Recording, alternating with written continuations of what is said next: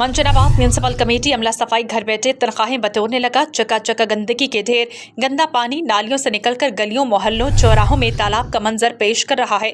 Allergy, खारिश, मैदे जैसी मूजी बीमारियां फैलने का खदशा है। मॉडल सिटी मंजनाबाद मदनी चौक में मेन बाजार के मंजर में, जो कि तालाब का मंजर पेश कर रहा है। बात की जाए तो यहाँ साथ में मस्जिद भी है और नमाजियों को भी काफ़ी मुश्किलात का सामना है। मजीद अपडेट कर रहे हैं हमारे न्यूज़ बॉक्स के नुमाइंदे मोहम्मद आबिद। जी आबिद, बताइएगा कि क्या तफसीलात हैं आपके पास। जी बिल्कुल, मंजनाबाद म्यूनसिपल कमेटी अमला सफाई घर बैठे ही तनख्वाहें बटोरने लगी। जगह जगह गंदगी के ढेर, गंदा पानी नालियों से निकलकर गली मोहल्ले चौराहों में तालाब का मंजर पेश करने लगा।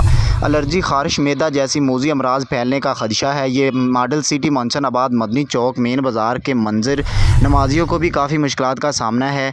म्यूनसिपल कमेटी को बारहा आगाह करने का बावजूद म्यूनसिपल कमेटी की जानिब से कोई अमला नहीं आया जो कि यहाँ का पानी जो है गंदा पानी निकाल सके।